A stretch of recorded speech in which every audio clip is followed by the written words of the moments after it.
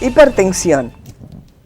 Algo que todo el mundo habla y todo el mundo entiende más o menos qué le provoca, pero es difícil el control, igual que la enfermedad de diabetes. Pero hoy tenemos un especialista que nos ayudará a entender cuál es la razón y por qué es importante mantener su tensión arterial bajo niveles normales.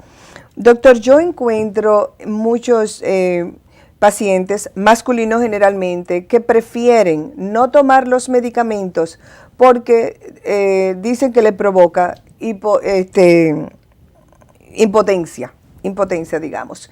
Y para ellos tal vez es más importante que tener un corazón activo y haciendo eso. Díganme algo de eso. Y también impotencia en las mujeres. ¿Es lo mismo en los hombres que en las mujeres? Sí, para comenzar desde un principio, de una forma un poquito más organizada, nosotros los médicos prescribimos los medicamentos cuando los beneficios que van a resultar del uso de los medicamentos son con mucho más beneficiosos y útiles para la salud de ese paciente que los efectos colaterales que puedan tener. Todos los medicamentos tienen efectos colaterales y los medicamentos de cardiología para la hipertensión no escapan a ello. Uno de esos efectos es la impotencia sexual. Lo primero que debemos establecer cuando tenemos un paciente que es hipertenso, que está frente a nosotros en nuestro consultorio, es establecer una buena relación médico-paciente.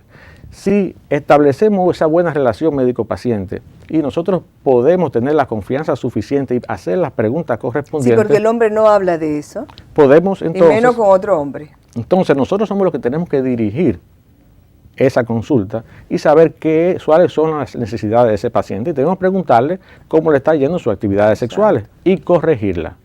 Entonces, generalmente cuando tenemos frente a un hombre que tiene impotencia sexual, hay tres tipos de impotencia sexual que son los que más frecuentemente vemos. Con los medicamentos cardiovasculares, la que se produce generalmente con un promedio de todo en un 5%, dependiendo de la dosis que esté tomando el paciente, es la disfunción eréctil. Entonces tenemos que preguntar al paciente si tiene disfunción eréctil o no. Y la disfunción eréctil la podemos tratar. La tratamos con ejercicio. Si el paciente hace ejercicio, el flujo sanguíneo en el área del perineo va a aumentar y va a tener menos, entonces, impotencia sexual. Y lo otro es que hay medicamentos que se usan para la impotencia, que deben ser medicamentos que deben prescribirse por el cardiólogo de manera vigilada. Normalmente vemos cómo está la función con el ecocardiograma, con el electrocardiograma y hacemos una prueba de esfuerzo. Y así podemos determinar si ese medicamento para la disfunción eréctil no va a tener ningún tipo de contraindicación en ese paciente. ¿Viagra sería uno de esos medicamentos, doctor? Hay varios. Quizá hay otros que son mejores que la Viagra porque tienen un efecto más lento. Y el Viagra es un efecto que se obtiene a una rapidez muchísimo mayor. También va a depender la dosis que el médico le indique, pero con una buena prueba de esfuerzo y una buena evaluación cardiovascular podemos decirle al paciente que puede tomar su Viagra y puede tener su vida sexual totalmente normal, su Viagra o el otro medicamento para la disfunción eréctil.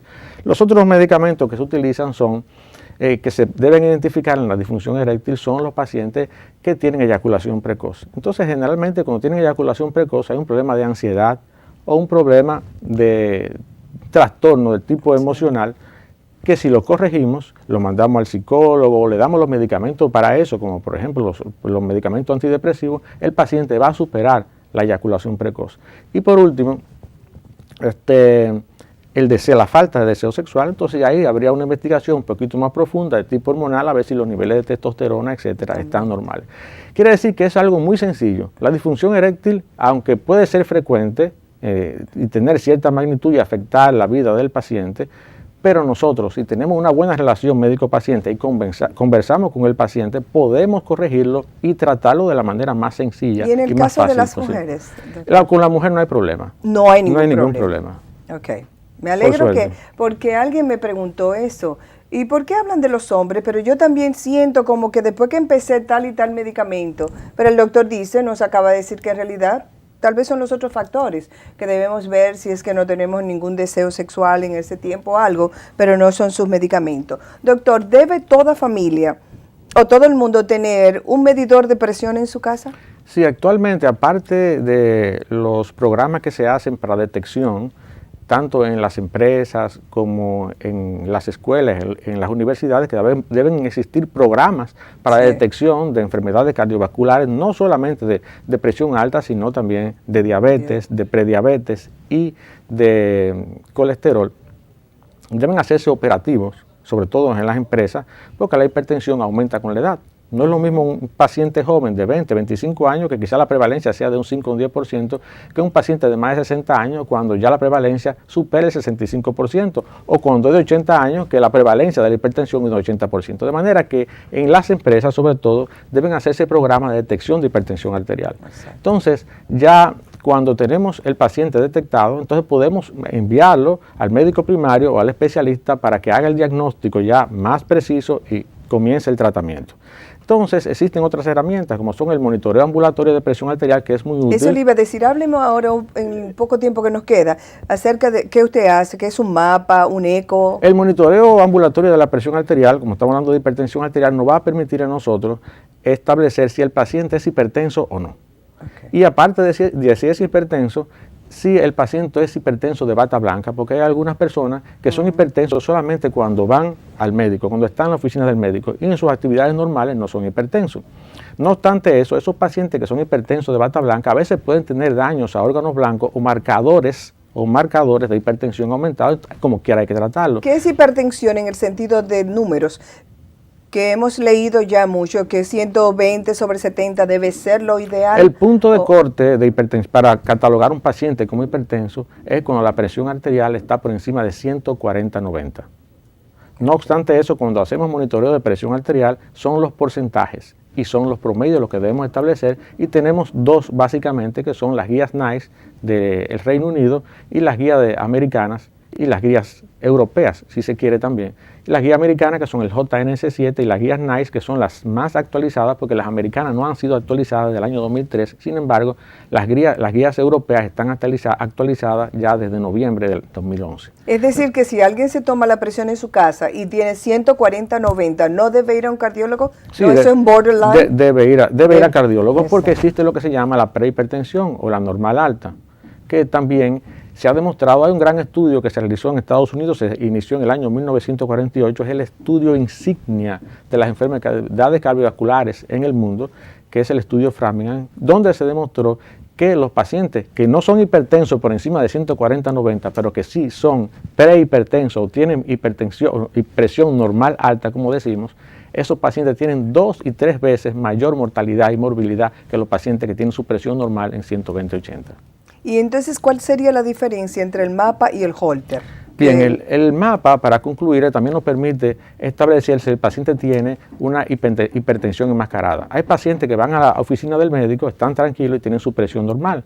Y sin embargo, en sus actividades diarias, de su vida diaria, el trabajo, el estrés laboral, el estrés familiar, ahí tienen la presión alta. Entonces es una hipertensión enmascarada. El médico la encontró bien, pero sin embargo los promedios del día fueron altos. Esa es la segunda cosa que nos permite descartar el monitoreo ambulatorio de presión arterial. Y entre otras cosas también nos permite establecer si durante el sueño hay hipertensión. La gran epidemia de obesidad ha traído como consecuencia una enfermedad que se llama apnea del sueño, y los pacientes que tienen apnea del sueño tienen la presión alta durante la noche. De manera que esa es la importancia del monitoreo ambulatorio de la presión arterial, establecer si el paciente tiene hipertensión nocturna, si tiene apnea del sueño, si tiene hipertensión enmascarada, si tiene hipertensión de bata blanca, y cuál es el grado, el nivel de presión que tiene el paciente. Pero es más importante también que con un simple aparato bien calibrado y certificado por el médico actuante, médico tratante del paciente, existe otro programa que se llama automonitoreo domiciliario de la presión arterial, donde nosotros enseñamos al paciente a tomarse la presión con un monitor que es de su propiedad. Lo ponemos 7 días, le decimos las horas que debe tomársela, exacto, lleva el récord, y nosotros podemos establecer cómo es el comportamiento y cuál es la respuesta al tratamiento de ese paciente ante la hipertensión arterial.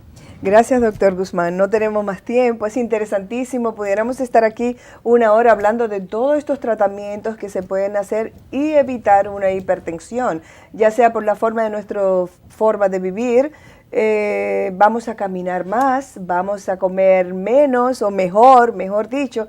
Y si usted se siente algún dolorcito de cabeza raro que usted cree que, vayan a los médicos. Ya generalmente la gente tiene un seguro de salud que es bueno y puede cubrir a un cardiólogo. Debemos visitar a nuestros médicos, debemos cuidarnos e identificar cualquier síntoma que usted no lo tenía. La edad implica mucho en esto. Así que gracias por estar con nosotros. Gracias, doctor Guzmán. Muchas gracias. Ha sido un placer tenerlo, un historiador, una persona muy querida en Corazones Unidos y una persona que siempre está dispuesta para ayudar a los pacientes.